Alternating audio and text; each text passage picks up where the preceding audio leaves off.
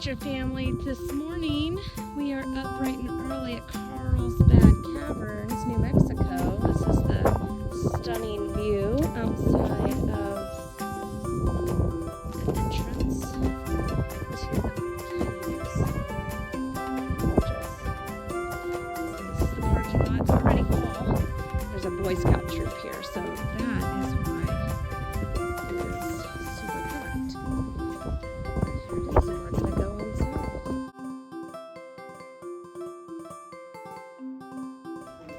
Film it. Oh, wait. Alright, look at that.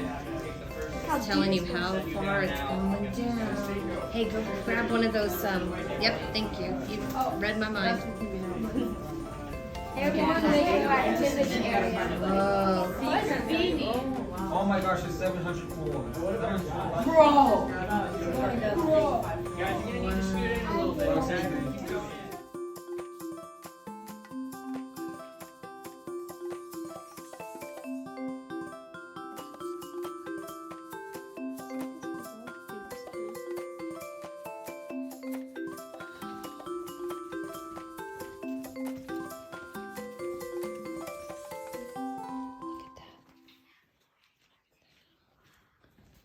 Okay, so I'm gonna send you this recording. I just in one of the world's steepest caves, or world's steepest, and it goes on 754 feet. Look at this. These are real molten stalactites. This thing is massive. So we took a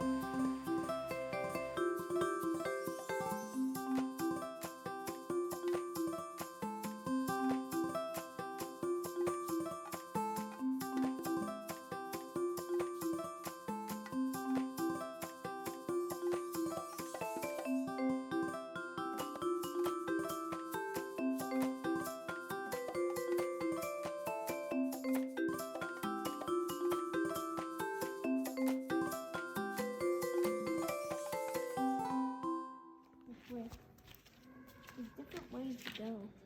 Temple of the Sun. Let's just go this way. Oh, there's no ending right. This is to show the delicate relics. I'm going to die. Oh, wow. Shh.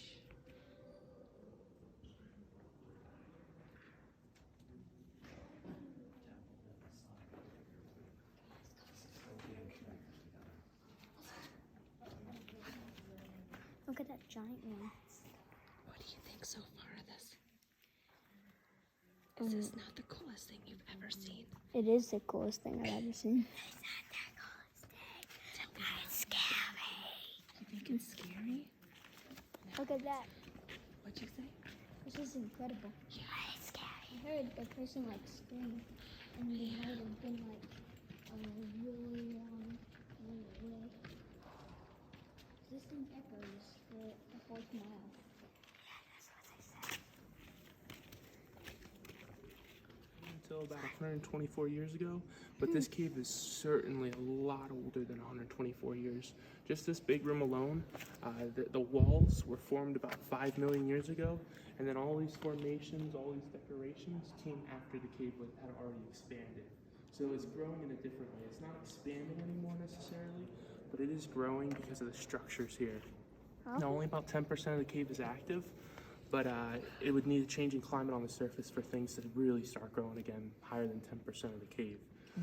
So we're just hanging on until, you know, we get a deciduous forest here again, and then this cave will be popping again with all the cool decorations coming down. It's neat, and it is living because of all the water and the condensation is continually creating those stalagmites and tights. Always is. Yeah. And this cave is biodiverse, meaning it does have living life here other than humans, but in a different way than we're used to seeing in nature, right? We don't see any birds down here. We don't see any maybe deer running around down here, but we do have a lot of microorganisms, things that we can't easily see with our eyes, and they're all over these structures and the pools everywhere around this region for a very long time, including the cave itself for probably up until 11,000 years ago or so. Again, about 8,000 years ago, you had the basket weaving people. They probably would not have came into the cave too much, but then the muscular Apaches about 500 years ago, they did go into the cave, almost certainly not this far down most likely, but portions of the cave for sure. Now Jim, go ahead. How did the cave form? Oh, this is my favorite question you're asking. So science, so you ready? You want to put on your science hat with me real quick? Okay, so now we're ready to go. So do you want to know the long one or the short one? I'm totally okay with either. Both. Okay, both. We'll do a medium. Okay, so this cave has limestone all the way up to the surface, about 750 feet above us here. That limestone is a type of rock that, given with water, can erode away and create spaces, right? But that limestone originated as ancient shell life. You know, coral reefs, they're pretty cool, really biodiverse, lots of animals, critters, and plants in there. Well, this had a 400-mile around reef system. And if you look out the visitor center, we're up on top of the mountain range here. But if you look down, that flat basin, about 265 million years ago, that really flat area down below the visitor center, you can look at it when you leave. That was all filled in with water, and that was like an inland sea. And that sea lasted a couple million years, and then when it dried up, all that limestone, or all that reef, actually turned into limestone. So shells create limestone oftentimes. And now you have the limestone. And within that limestone, you had a bunch of air pockets just above the water table. Do you know what the water table is? It's below our feet, about 600 feet, or maybe even more than actually, 1,600 feet below the surface. So actually like 800 feet deeper than we're at right around there. And essentially, the water table is just where we get our drinking water from. It's just water that is at an even plane all throughout the basin, all throughout the region. And people drill wells down there to tap into the water table so we can get our drinking water, or that's where cities will get their drinking water. So there were air pockets just above the water table here. Within those air pockets, you had petroleum oil. So you have oils from living organisms millions of years ago that just break down and turn into that substance. And then you had microorganisms in that oil, within that water. So they were living underwater, breathing with water, if you will. That's so cool. Eating this mineral, or this mineral called sulfide. The waste that they produced, their farts, if you will, was hydrogen sulfide, which bubbled up to the top of the water table into those oxygen pockets. And they created this funny thing called sulfuric acid. Sulfuric acid, you've heard of it? You don't want to get that in your eyes. You don't really want to even touch it. It'll burn you. So sulfuric acid ate away at the limestone, kicked out this mineral called gypsum, which is actually what your drywall in your house is made from. Same mineral. Kicked out gypsum. Gypsum, big boulders. You probably saw them on the back half of the big room. If you shined your light, they shine back at you. They started falling off of the limestone walls and the ceiling, expanding that small oxygen pocket into a big room like this. Now, most caves are formed with flowing rivers, though, right? That's what we typically think of caves forming with. They'll have a river that's flowing down, also eating away the limestone. But that's a much slower process. Sulfuric acid creates big rooms like this, kind of building from the inside out, as opposed to channeling with the river. That's interesting. Yeah, very So interesting. if the water's on here, does it like soak into the dirt when it rains and goes into the drip zone and it just drips onto the path? Yep, it sometimes trips on the path, but also sometimes trips on structures like that. You know, maybe that's stalagmite. Actually, this is stalagmite's the perfect example because that's the biggest active one. So that's still growing behind you there. Dripstone's basically everywhere. Dripstone, you got draperies, popcorn, soda straws. Limestone. Oh, limestone. That's the coolest one because that's when water travels from the surface through cracks from the surface down to the cave. It actually creates carbonic acid, eats away at the limestone, and then eats away at this special mineral called calcite. Calcite's what makes all these formations. So there's drip, drip, drip, drip, drip. Each one of those drips has a little bit of calcite in it, and when that dries up, it leaves a calcite stain, and over time that builds into formations. I got one more question. Sure, absolutely. You know how people used to get down here if there was no elevators back then? The hard way. Yeah. You can imagine. Did you all hike down today? No, we Okay. just took an elevator. Sure. So if you hike down, I mean, that's 800 feet of a steep slope. And they would use ladders, they would use rope, they would also just kind of boulder down as safely as they can.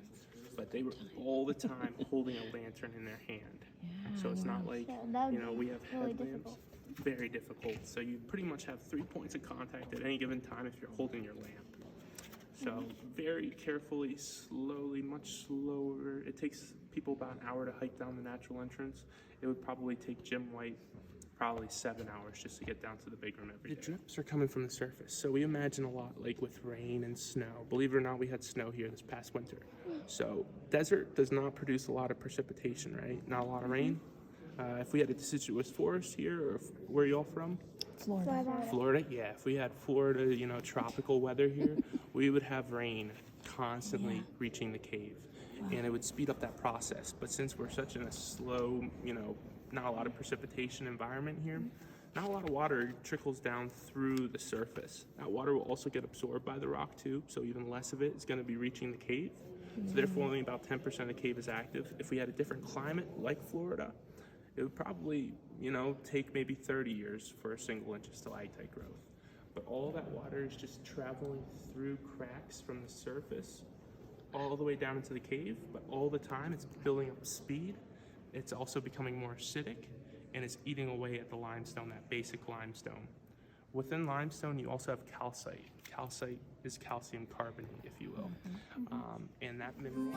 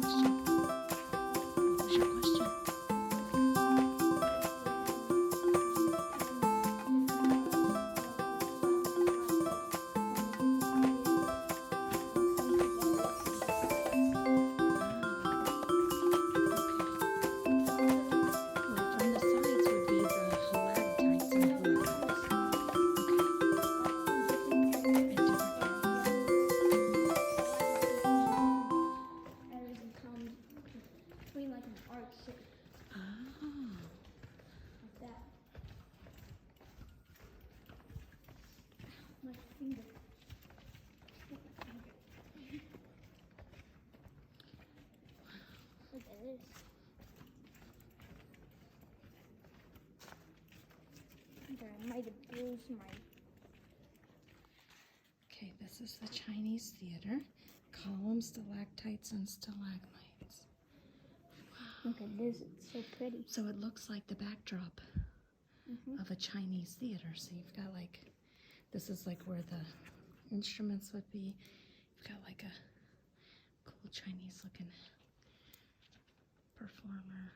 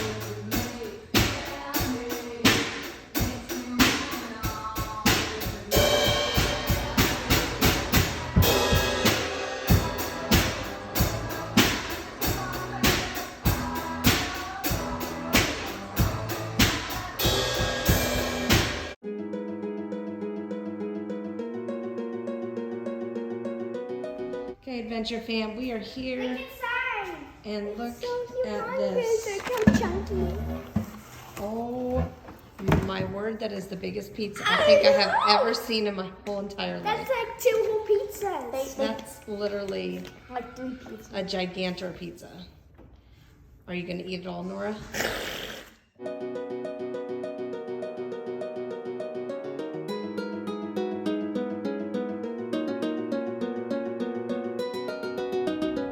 morning, Adventure family from Tucson, Arizona. And this is our morning sunrise. It is just before 6 a.m. And the dog and I are walking. Just gorgeous. Beautiful morning. Nice and cool. So pretty to see the mountains.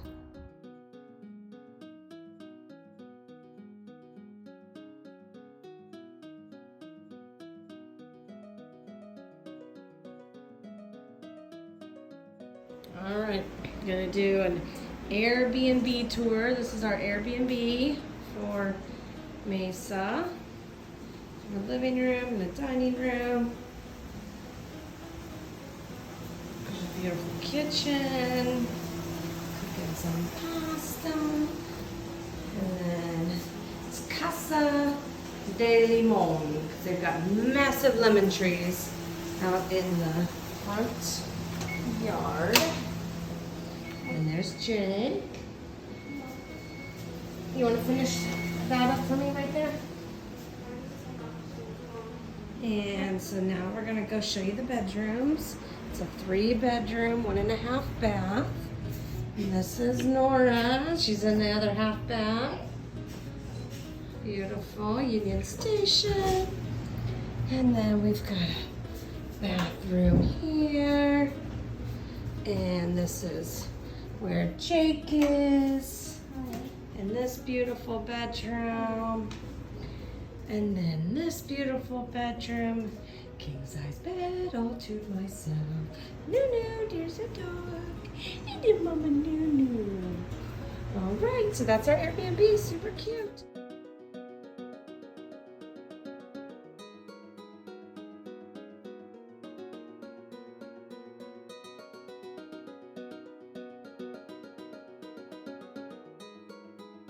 Hello, Adventure family! So today we are at Uptown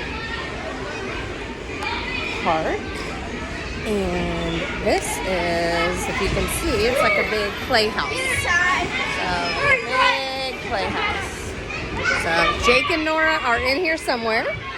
Our friends Allie and Ian and little Emma are here. And so there's just all kinds of stuff, but I gotta show you something because this is amazing. When your kids get older, look at this. I'm gonna walk in here. Look at this lounge area. Do you see that? There are couches and TV and news and massage chairs. Oh my gosh. This is my kind of place. Heck yeah.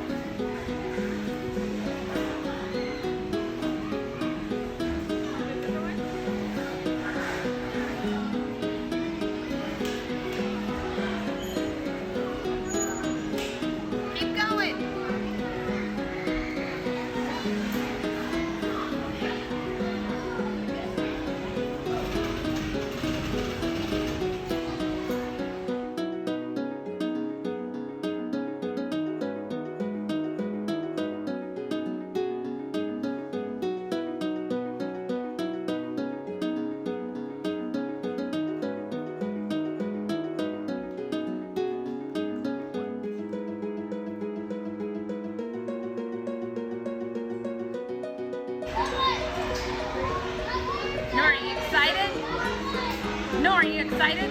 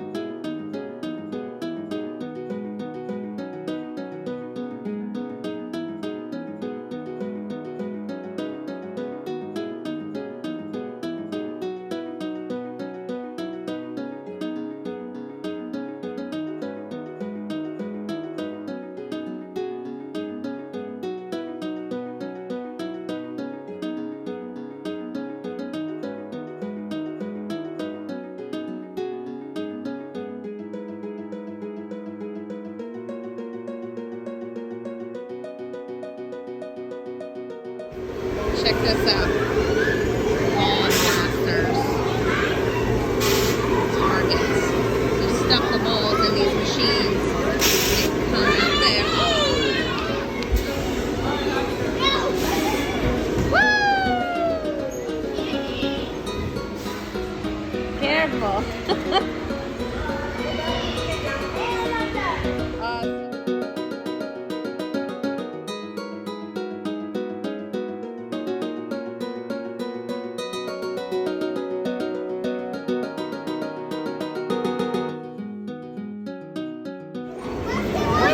I knew I would find you right here. There you are. I go high,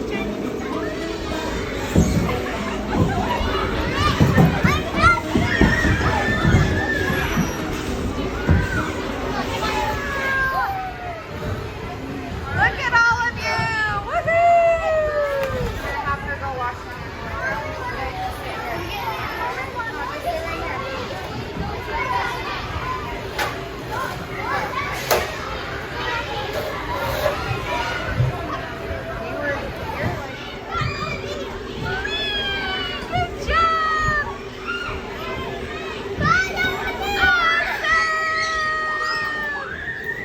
Hey, you better family.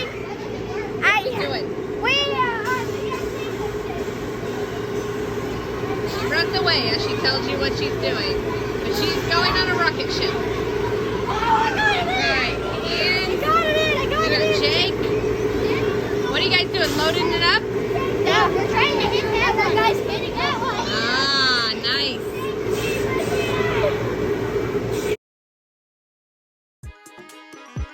Thanks for watching. We will see you in the next episode.